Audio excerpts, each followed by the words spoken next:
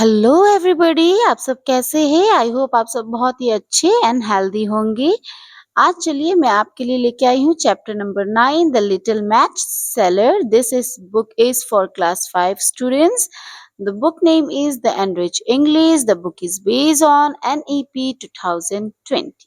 Let's start my video. आपका मेरे channel SR magical class में बहुत बहुत स्वागत है। तो चलिए, इससे पहले वाले वीडियो में हमने ये बहुत ही प्यारा सा स्टोरी पढ़ा था, द लिटिल मैच सेलर। ये एक लविंग स्टोरी है, एक लव है एक बच्चे का अपने ग्रैंड मदर के लिए, है कि नहीं? एक ऐसा प्यार जिसको इस बच्चे ने अपने लाइफ का लास्ट तक भी निभाया है।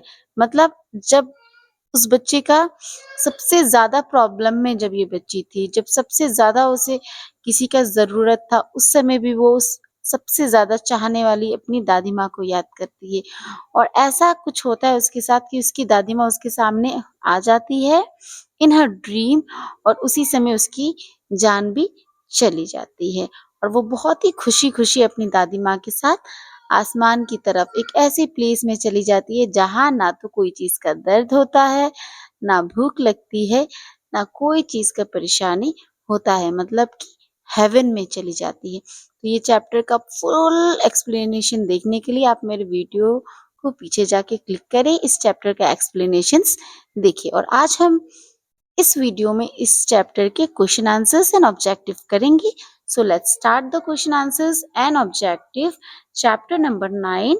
We have already done page number 52 and 53 in our book.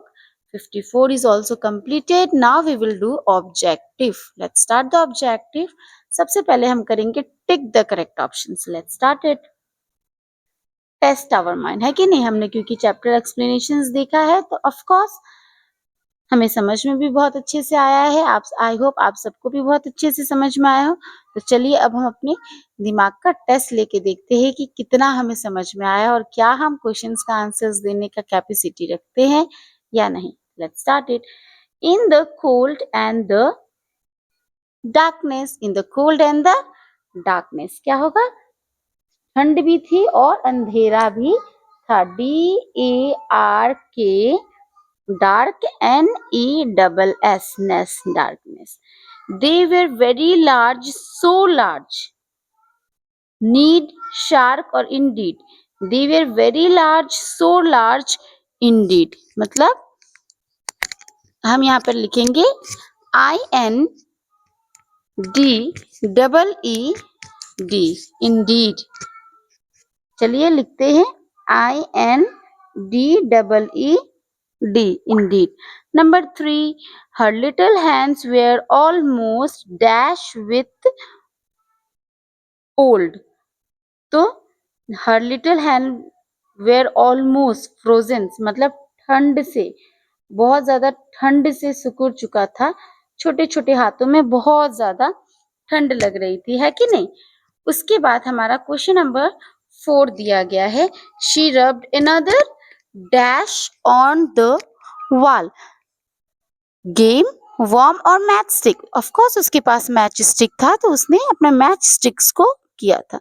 तो यहाँ पे रब्ड किया था, MATCHSTICK, मैच स्टिक्स। यहाँ पे हमने फ्रोजन को टिक नहीं किया था, चलिए फ्रोजन को टिक कर देते हैं। अब question number 5, she took the little dash in her arm. She मतलब यहाँ पे ग्रैंड मदर आ गई। ग्रैंड मदर ने अपने छोटी सी किसको अपने गोद में उठाया था? आर्म्स में, हाथों में। बॉय, गर्ल और वुमेन? Girl, GIRL, girl. चलिए गर्ल के सामने टिक लगा देते। अब नेक्स्ट हम करेंगे fill in the blanks. Fill in the blanks with the help of words given in the clue box. Her feet were quite dash and dash with her cold. तो quite क्या हो गया? तो उसके फीट को, feet हमने पढ़ा था स्टोरी में कि ब्लू एंड रेड कलर हो गए थे। क्या हो गए थे? Blue and red colour. तो we can write here blue, BLUE, blue and red, RED, red with the cold. After that Light were shining from every window because it was dash even. क्यों light जल रहा था हर एक window में shine हो रहा था? क्योंकि वो न्यू ईयर इवनिंग था, है कि नहीं? न्यू ईयर से एक शाम पहले की रात थी। New year even NEWYEAR''S when a star falls a soul was going up to what? सोचिए क्या होगा? Up to God. आत्मा कहाँ जा रही थी, है कि नहीं? उसकी दादी माँ ने क्या कहा था कि जब भी एक टूटता हुआ तारा नीचे गिरता है तो एक सोल जो है वो भगवान की तरफ जाता है। Her little hands were also frozen with coal. Frozen, FROZEN, frozen. In an old apron, she carried a number of matches.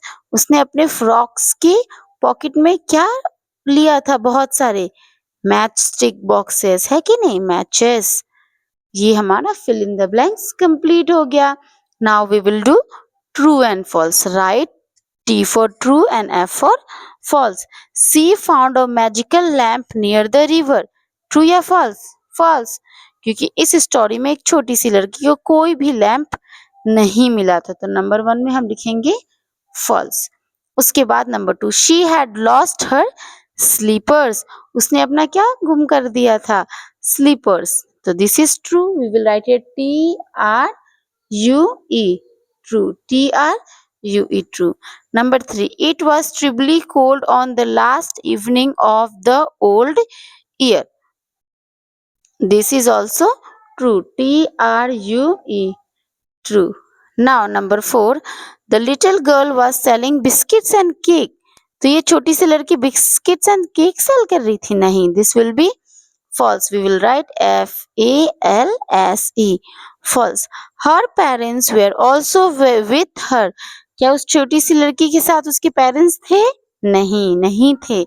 This will also be false, है कि नहीं? इनफैक्ट उस लड़की के साथ उसके पेरेंट्स नहीं थे, और ये लड़की जो थी, छोटी सी गर्ल जो थी, वो अपने पिता से इतना डरती थी कि इतनी ठंड के मौसम में भी वो अपने घर रिटर्न नहीं हुई थी, क्योंकि उसने एक भी मैचेस नहीं भी बेचा था, और उसे ऐसा डर था कि शायद उसके पिता उसे मारेंगे या पीटेंगे, है कि नहीं? तो ट्रू फॉल्स भी हमारा कंप्लीट हो गया। अब हम करते हैं question number 1। Number D, answer the following question. सबसे पहला क्वेश्चन है हमारा, why did she dare not go to school? अभी भी मैंने कहा why did she dare not to go home. Sorry, उसे ऐसा क्यों लगता था, उसने ऐसा हिम्मत क्यों नहीं किया? डेयर मतलब हिम्मत, उसे ऐसा हिम्मत ही नहीं हुआ कि वो अपने घर जाए। क्यों? क्योंकि उसने एक भी माचिस की बॉक्सेस नहीं बेचे थे, उसके पास 1 रुपया नहीं था घर ले जाने के लिए, और उसे डर था कि उसके पिता जो है उसे पीटेंगे। तो इसका आंसर के लिए हम आएंगे page number 53, paragraph number 3, line number 1 2 3 4, 5th line. Here you can write here answer. यहाँ पे आपको दिख रहा होगा बिकॉज से। कहाँ से? बिकॉज। कहाँ से? बिकॉज।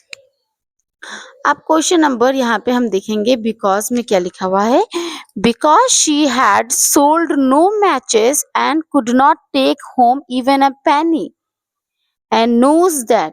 पेनी के बाद आप यहाँ पे लिख दीजिए and KNOWS knows THAT that. Penny के बाद and knows that her father could certainly beat her, और उसे पता था कि उसके पिता जो है उसे पीटेंगे। ये हुआ आपका क्वेश्चन नंबर 1 का answer. Now we will go to question number 2। Why was the little girl, what was the little girl selling? तो एक छोटी सी लड़की क्या बेच रही थी? This answer we will write in the near the question also only. We will write here the little girl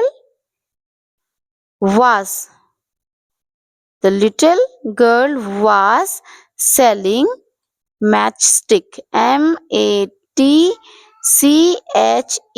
matches, stick, STICKS, sticks, boxes, BOXEX, boxes। क्योंकि एक मैच स्टिक की बॉक्स नहीं थी उसके पास, बहुत सारी थी, तो the little girl was selling matchsticks boxes. Now number 3 we will do, what amazing thing did she see in the light of matches. अब यहाँ पे पूछा गया है आंसर हमारा क्वेश्चन की इस लिटिल गर्ल ने मैच स्टिक के लाइट्स पे क्या क्या देखा, कौन कौन से इमेजिन थिंग्स देखा। तो हमने इस स्टोरी पे पढ़ा था, सबसे पहले जब भी वो लिटिल गर्ल जो है अपना मैचिस की तिल्ली जलाती है उसे सबसे पहले क्या दिखता है, वो सोचती है कि एक सुंदर सा लैंप है जो ब्रास का है कि नहीं। सेकंड में जब वो उसका मैच जलता है तो वो देखती है कि एक बहुत सुंदर सा डाइनिंग टेबल है जिसमें तरह तरह के भोजन रखे हुए हैं। थर्ड नंबर में जब वो मैच स्टिक जलाती है तो उसे अपनी ग्रैंड मदर नजर आती है कि नहीं। तो इस क्वेश्चन का आंसर होगा what amazing things did she see in the light of matches. इसका आंसर हम लिख सकते हैं she saw different type of things in the light of matches. ठीक है, इसका आंसर हम यहाँ पे लिख सकते हैं, we can write here CSHE, she saw SAW, saw various kind of things। ठीक है, VAROUS, various kinds of, KINDS, kinds of things। आप यहाँ पे वेरियस काइंड्स ऑफ थिंग्स भी लिख सकते हैं और या तो फिर आप यहाँ पे 3 काइंड्स ऑफ थिंग्स भी, you can mention here directly 3 also। She saw 3 kinds of things. How many kinds of things she saw? 3 kinds of things. Okay. She saw 3 kinds of things. This will be your answer, and you will turn page number 53. Here you will find the answer for question number 3. Answer for question number 3 will be here. You can hear she saw, है कि नहीं, her self sitting by large iron stop. सबसे पहले यहाँ पे number 3 का answer होगा। हम यहाँ पे पॉइंट बना के लिखेंगे क्योंकि हमने लिखा है कि 3 चीज उसने देखा था, तो नंबर 3 का पॉइंट नंबर 1 होगा ये। सी सॉ हर सेल्फ, सी के बाद हम लिखेंगे CSAW, saw herself. She saw herself sitting, was को हम काट देंगे, she saw herself sitting by a large iron stop with polished brass feet and a brass ornament. This will be number 3, point number 1. Now you will write number 3, point number 2 in the next paragraph. Point number 2 you can write here, and you will write she found herself sitting on a dining table in a full furnished room. The table was covered with snowy white tablecloth on which stood a splendid dinner stuffed with apple and dry plums. Here number 2, 3 ka point number 2. Now you will write point number 3. For point number 3 you have to go to page number 54. You can see here page number 54 very nicely. Second paragraph, point number 3. Number 3 ka point number 3. The brightness stood her old grandmother, clear and shining, yet mild and loving in her appearance. यहाँ तक आप लिखेंगे number 3 का point number 3। I hope आप सबको समझ में आ गया होगा। Now we will do question number 4। For question number 4, why was the little girl roaming barefoot through the streets? अब हमें यहाँ पे लिखना होगा कि लिटिल गर्ल जो थी वो बेयरफुट, है कि नहीं, खाली पैर स्ट्रीट्स में क्यों घूम रही थी। तो इसका आंसर हमें लिखना होगा, आई थिंक सो इसका आंसर लिखने के लिए हमें कम से कम 2 लाइन लिखना होगा। तो चलिए नंबर 4 का आंसर्स लिखते हैं एक अच्छे से एक पेज में। Now we will write answer number 4. Let's start writing answer number 4 from chapter number 9. Why was the little girl roaming barefoot through the streets? So we will write here because, BECAUSE,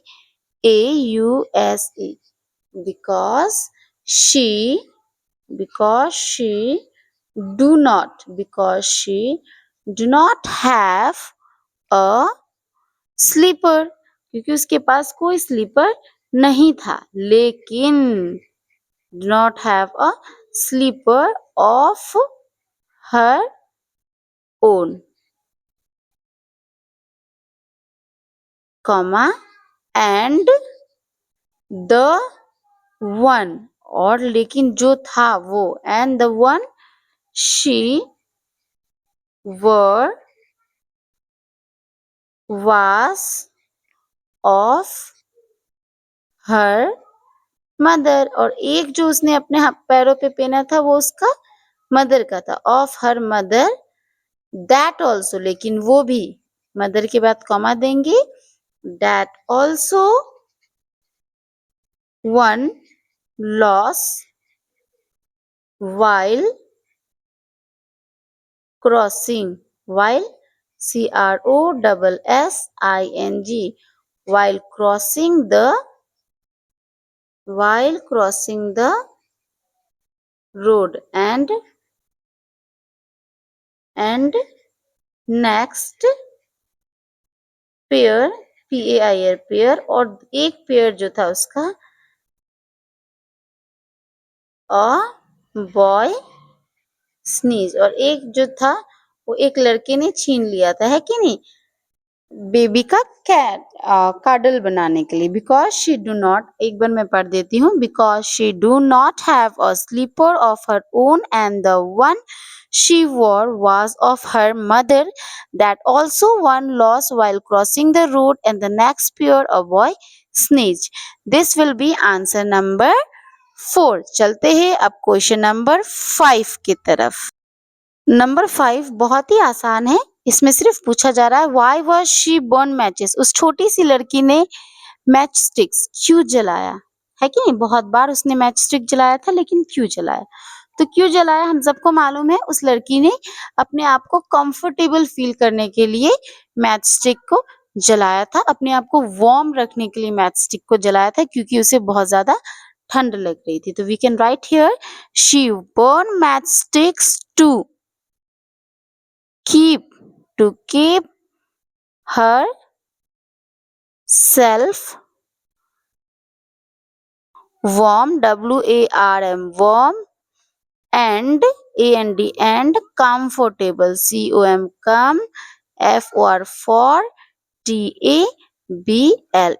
comfortable. She burned matches to keep herself warm and comfortable. This will be answer number 5. So chapter number 9, all the question answers and objective is completed. I hope आप सबको बहुत अच्छे से objective and question answers मिल गया होगा। अगर आपको मेरा वीडियो अच्छा लगा और मैंने बहुत अच्छे से, बहुत प्रेम से आपको क्वेश्चन आंसर्स दिया है, अगर आपको अच्छा लगा, आप मेरे साथ आगे बने रहना चाहते हैं और भी बहुत सारे चैप्टर्स पढ़ने के लिए, तो प्लीज मेरे चैनल को लाइक करें, शेयर करें एंड प्लीज सब्सक्राइब करें। मिलते हैं नेक्स्ट वीडियो में, तब तक के लिए bye bye, thank you and love you all.